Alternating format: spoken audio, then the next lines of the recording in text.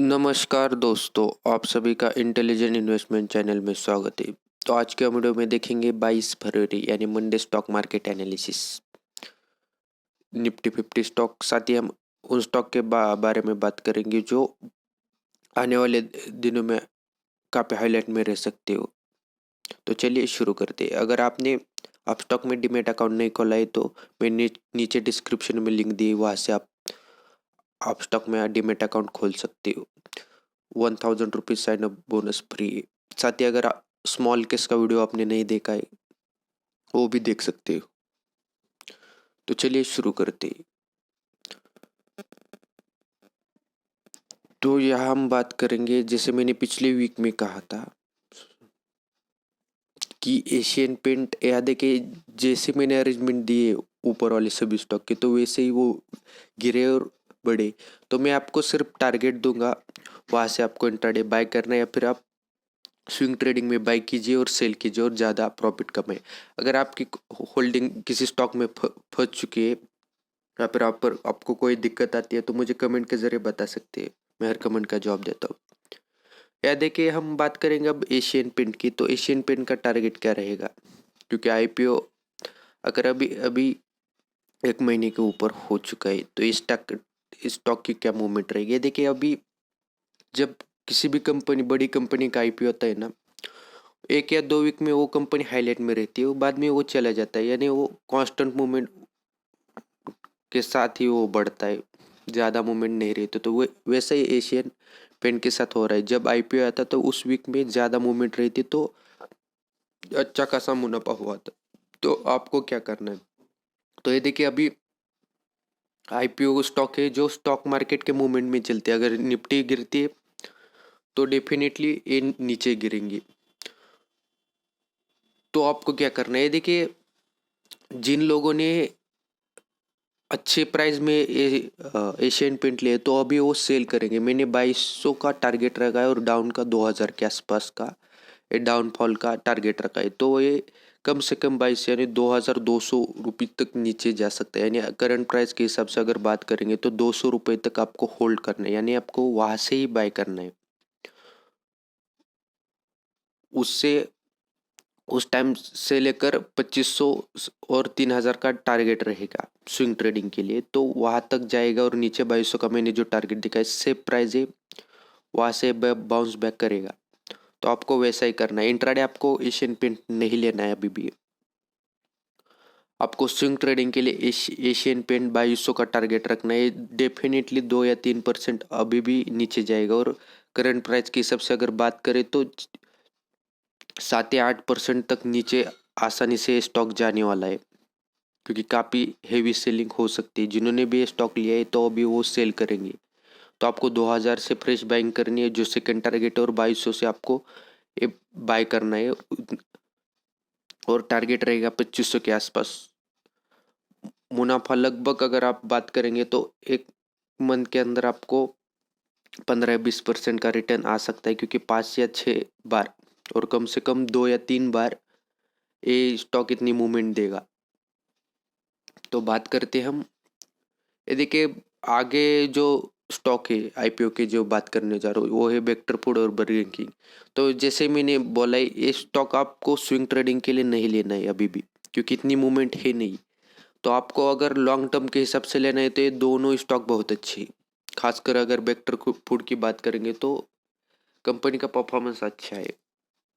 ये company long term के हिसाब से मैंने जो बोला है 1000 रुपीज़ का टारगेट है, तो उस लेवल की ये कंपनी है। तो आपको अगर लॉन्ग टर्म के हिसाब से आपको बाय करना है तो ये देखिए 350 से 360 के आसपास टारगेट रहेगा, क्योंकि यह इस स्टॉक में ज़्यादा से ज़्यादा सेलिंग होती है, बाइंग बहुत कम है। अगर ऑन एन एवरेज की बात करें, अगर चार्ट की भी बात हम करते तो आप देख सकते, डेली का हम लगाते तो हम वीकली का लगाते तो ज़्यादा से ज़्यादा आपको समझ में ये आप देख सकते हो।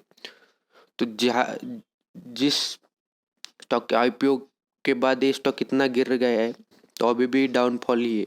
अगर ऊपर की बात करें जो हमें दिखा रहा है तो ये लगभग 450 मैक्सिमम है, वहाँ से भी नीचे जाएगा अगर कोई बड़ी न्यूज़ नहीं आती है तो आपको अच्छी प्राइस रहेगी 350 और 380 के बीच में आपको बाय करना है विक्टर फूड। रही बात बर्गर किंग की, तो मैंने उस टाइम भी कहा था कि 140 की प्राइस बहुत अच्छी है बर्गर किंग की, और अभी की प्राइस भी बहुत अच्छी है। उस हिसाब से भी आप बर्गर किंग बाई कीजिए। 160 170 शॉर्ट टर्म में बता रहा हूँ, लॉन्ग टर्म में बर्गर किंग 300 तक जा सकता है। रही बात अब टाटा मोटर्स की, तो जैसे मैंने पिछले वीडियो में कहा था कि स्टॉक हायर वैल्यूएशन में चला गया है। चार्ट की हम बात करेंगे तो बहुत वीडियो लंबा हो जाएगा, तो मैं आपको शॉर्टकट बताता हूँ। ये देखिए 52 एक हाई भी क्रॉस कर चुका है, लेकिन टाटा मोटर्स के इतने अच्छे रिजल्ट नहीं है। सिर्फ अभी के क्वार्टर में उनकी पॉजिटिव सेलिंग हुई है। अगर ऑन एन एवरेज की बात करें सालों साल रिकॉर्ड तो अच्छा नहीं है। तो लगभग आपको टाटा मोटर्स 280 के आसपास से बाय करना है, क्योंकि आपको उससे प्राइस रहेगी। रही बात हमें इंट्राडे की, तो आपको करना क्या है, अगर स्टॉक मार्केट निगेटिव से शुरू होता है यानी डाउनफॉल चल रहा है, तो आपको फ्रेश से सेलिंग करनी है, शॉर्ट सेलिंग कहते हैं। अगर टाटा मोटर्स पहले से 2% नीचे गिर चुका है, तो आपको वहाँ से पोजीशन नहीं लेनी। 1% के आसपास गिर चुका है तो आपको वहाँ से शॉर्ट सेलिंग करनी है, और 3% तक डाउन तक आसानी से जाता है, उस टाइम तक आपको धीरे धीरे बाइंग करनी है। तो आपको लॉस भी नहीं होगा और प्रॉफिट के चांसेस भी ज़्यादा से ज़्यादा होते हैं। शॉर्ट सेलिंग का भी एक अलग ही वीडियो में बनाता हूँ, क्योंकि उसकी भी एक स्ट्रेटजी होती है। क्योंकि देखिए, अगर आप कोई भी स्टॉक, मान लीजिए टाटा मोटर्स अभी 311 के प्राइस में अगर आपने सेल किया है इंट्राडे में, तो आप क्या करते हैं, कुछ लोग 280 या फिर 250 मान मान के चलिए, तो वहाँ से आपको क्या करेंगे, आप डायरेक्ट बाय करेंगे। तो यानी पहले सेल किया फिर बाय किया, प्रॉफिट कमा। लेकिन यह गलती क्या होती है, कभी कभी ऊपर जाता है, लॉस के चांसेस होता है, वहाँ स्टॉप लॉस लगा सकते हैं 5 रुपये के आसपास के मूवमेंट के हिसाब से। अगर आपको नीचे जाता, पता नहीं ये कितना जाएगा और आपको प्रॉफिट होगा। मान लीजिए आपने 311 में लिया और 305 में आपको लगा कि अभी इसके नीचे नहीं जाएगा, आपने पूरा बाय किया, तो और इसके नीचे जाएगा तो आपको लगेगा कि अच्छा होता अगर थोड़ी देर रुक रुक जाता। तो आपको क्या करना है, 50% तक आपको बाय करना है। मैं पहले बात कर रहा हूँ शॉर्ट सेलिंग की। पहले हम शॉर्ट सेलिंग में पहले सेल करते बाद में बाय करते। तो अब मान लीजिए आपने 100 क्वांटिटी टाटा मोटर्स की सेल की है 311 में, तो आपको 305 में 50 क्वांटिटी सेल करनी है, बाद में 300 में 30 क्वांटिटी सेल करनी हो। 20% का आप लॉस झेल सकते हैं, या फिर आप अपने हिसाब से चल सकते हो। तो वही स्ट्रेटजी है। प्रॉफिट भी यहाँ से ज़्यादा होता है और लॉस के चांसेस भी कम है। इस हिसाब से आपको रेशियो बनाना है। रही बात अभी भारतीय एयरटेल की, तो जैसे मैंने पिछले वीडियो में कहा था कि 550 के आसपास बाय कीजिए और 600 के आसपास सेल कीजिए। उसके बाद वो ये पीछे नीचे जाएगा भारतीय एयरटेल, फिर से वही होगा 560 के आसपास फिर से बाय कीजिए। मैं स्विंग ट्रेडिंग के लिए बता रहा हूँ। 560 में आपको फिर से बाय करना है भारतीय एयरटेल, फिर से वही 380 390 में शॉर्ट सेल कीजिए। जितना आप शॉर्ट टर्म में शॉर्ट या मान लीजिए कम डिस्टेंस यानी कम प्राइस में आप सेल करते हो कोई भी स्टॉक, तो आपको स्विंग ट्रेडिंग में ज़्यादा से ज़्यादा मुनाफा होता है, क्योंकि आपकी होल्डिंग ज़्यादा रहती नहीं। और आप और स्टॉक में, जैसे मैंने अभी इतने सारे आपको बता रहा हूँ, तो उसमें आप बाइंग कर सकते हैं। लेकिन आपने 560 में भारतीय एयरटेल लिया और 600 की इंतज़ार कर रहे हो, तो कभी कभी वो 599 पे 595 से भी डाउन चला जाता है, तो प्रॉफिट नहीं होता। तो वो भी आपको संभल कर स्विंग ट्रेडिंग करनी पड़ती है। रही बात एसबीआई बैंक की, तो ये देखिए, जैसे मैंने कहा था कि एसबीआई बैंक में इतनी मूवमेंट नहीं रहने वाली, positive rally. Definitely short selling और निगेटिव रैली रहने वाली, क्योंकि एसबीआई की इतना प्राइस है ही नहीं जितना उन्होंने ऊपर बढ़ा है। जैसे 427 52 एक हाई का बना है। रही बात एसबीआई की, तो आपको शॉर्ट टर्म में 350 तक इंतजार करना है, क्योंकि अभी भी हायर वैल्यूएशन में एसबीआई। आप शॉर्ट सेलिंग एसबीआई में जरूर कर सकते हो, वहां से आप प्रॉफिट कमा सकते हो, क्योंकि एसबीआई अभी भी हायर वैल्यूएशन में। तो आपको इंतजार करना है। अगर 400 का ये पॉजिटिव टच देता है, तो वहां से आपको शॉर्ट सेलिंग नहीं करनी है, बेवकूफ़ी होगी, लॉस हो सकता है। मान लीजिए ये शुरू होते ही गिर रहा है, 390 में चला गया, 391 में हो गया, तो आपको वहां से सेल करना है, स्टॉप लॉस ₹5 के आसपास रखिए, 9:15 के आसपास पोजीशन रखिए और निफ्टी गिर रही हो या फिर निफ्टी बैंक, तो उसी टाइम में आपको एसबीआई शॉर्ट सेलिंग करनी है, जैसे मैंने इंडिकेटर बताई।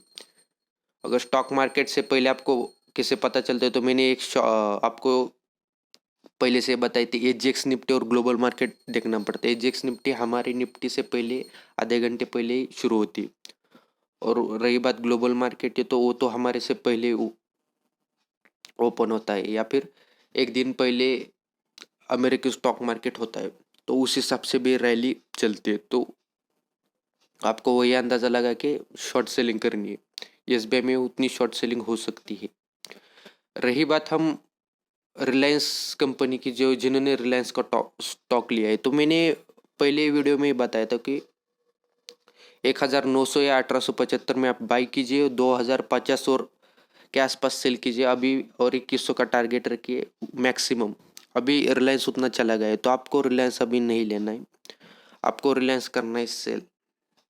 इंट्राडे अगर सभी निफ्टी निगेटिव जा रहे हो तो रिलायंस आप सेल कीजिए, अगर कोई न्यूज़ नहीं है तो। कभी कभी न्यूज़ के चक्कर में लॉस होता है, न्यूज़ नहीं है तो आप रिलायंस सेल कीजिए, क्योंकि रिलायंस अभी 1900 या 1950 तक आसानी से नीचे जाएगा, यानी करंट प्राइस की सबसे बात करें तो 100 या 150 रुपये अभी नीचे जाने वाला है मैक्सिमम, और मिनिमम अभी भी 50 या 60 रुपये, यानी आसानी से एक दिन में नीचे जा सकता है आने वाले वीक में। अगर निगेटिव वाली स्टॉक मार्केट में चलती है तो ये 1900 के आसपास का आप शॉर्ट टर्म यानी स्विंग ट्रेडिंग के टारगेट रखिए, बाइंग का और सेल का रखिए अभी की करंट प्राइस के हिसाब से। 2080 और 2100 के आसपास आपको सेल करना, मैक्सिमम टारगेट बता रहा हूँ, उनके दौरान अगर आप सेल करते हो तो अच्छी बात है। रही बात अगर स्टॉक मार्केट की, तो आने वाली न्यूज़, तो ये देखिए 2-4 न्यूज़ आई है जो सबको पता है। जो गवर्नमेंट बैंक है उनका प्राइवेटाइजेशन हो गया, बीओआई हो गया या फिर बीओएम हो गया, तो उस वजह से स्टॉक बढ़ गए। तो आपको वो स्टॉक नहीं लेने अभी भी, क्योंकि उतनी मूवमेंट उनकी हो चुकी है 20%। तो आपको वो स्टॉक वेट करना 1 या 2 दिन, बढ़ने दो। जिस समय आपको वॉल्यूम ज़्यादा लगेगी सेलिंग को, तो वो स्टॉक आपको बैंक सेल करनी है, प्रॉफिट आप कमा सकते हो। ₹1 का टारगेट रखिए डाउन का, आसानी से आप 10,000 कमा सकते हो इंट्राडे। रही बात हम स्टॉक की, तो ये देखिए DHFL, देवन हाउसिंग फाइनेंस लिमिटेड, तो ये बैंक करप्सी के लिए फाइल दाखिल किए। तो हमें क्या फ़ायदा हो सकता है इसका, तो जैसे मैंने पिछले वीडियो में कहा था कि देवन हाउसिंग फाइनेंस लिमिटेड, आप शॉर्ट लॉन्ग टर्म के हिसाब से अगर बात करें, तो आपको ये ₹10 या 12 के आसपास से आपको स्मॉल अमाउंट, ये देखिए ह्यूज अमाउंट नहीं, सिर्फ स्मॉल अमाउंट आपको इन्वेस्ट करनी है। क्योंकि इन स्टॉक का होता क्या है, कभी कभी पॉजिटिव रैली होती है तो कभी कभी निगेटिव। तो अभी पॉजिटिव चल रहे तो 2-4 दिन ये अपर सर्किट रहेगा, फिर बाद में अगर कोई न्यूज़ निगेटिव न्यूज़ आती है या फिर क्वार्टर रिजल्ट मान लीजिए, या फिर प्रोमोटर की प्रॉब्लम, तो फिर से सेलिंग होगी। तो आपको टारगेट क्या रहेगा, 12 या 14 का टारगेट रखिए, वहाँ से आपको बाय करना है। और सेलिंग रखिए 24 और 25, और मैक्सिमम ₹30 के आसपास, और 25 में भी सेल करते हो तो अच्छी बात है। अगर 100% केस सॉल्व होती है, मान लीजिए कोई ग्रुप बाई कर रहा है, तो वो गलती मत कीजिए सेलिंग की, क्योंकि कभी कभी ये स्टॉक अभी ₹18 के आसपास प्राइस चल रही है, यानी ₹19 की बात करें तो ये कभी कभी ये ₹1000 तक भी जा सकता है। तो पॉजिटिव न्यूज़ आती है, मान लीजिए किसी कंपनी ने इसे खरीद ही लिया है, तो मत सेल कीजिए। लेकिन खरीदने वाले हैं या फिर अभी डिसीजन चल रहा है, तो एक दिन की पॉजिटिव रैली रहती है या फिर एक वीक की, तो जब तक चलता है चलने दो। अगर कोई न्यूज़ नहीं आती है ₹30 की, जैसे मैंने टारगेट दिया ऊपर बढ़ गए, तो आपको सेल करना है और प्रॉफिट बुक करना है। तो ये हो गई ये स्टॉक। और बात करेंगे, देखिए अभी मैं फ्यूचर ग्रुप का सिर्फ न्यूज़ ही बताता हूँ कि अभी भी 90% केस सॉल्व हो चुका है फ्यूचर ग्रुप और अमेजोन का, SC कोर्ट में चला गया, यानी सुप्रीम कोर्ट में। रिजल्ट आने में लगभग 1 महीने का वक्त लग सकता है, लेकिन अभी ये लास्ट स्टेज मूवमेंट में है, तो आपको सावधान रहना है। क्योंकि कुछ लोग ये देखे फ्यूचर ग्रुप सेल कर रहे हैं, वो बड़ी गलती कर रहे हैं। आपको इंतज़ार करना है अभी भी, जिस समय ये न्यूज़ आती है आपको वहाँ से तैयार रहना है, लेकिन आप सेल मत कीजिए अभी भी। वेट कर सकते हैं फ्यूचर ग्रुप का। अगर आपको कोई प्रॉब्लम आता है तो मुझे कमेंट के ज़रिए बता सकते हो, मैं हर कमेंट का जवाब देता हूँ। वीडियो अच्छी लगी तो लाइक कीजिए और चैनल को सब्सक्राइब कीजिए। Thank you.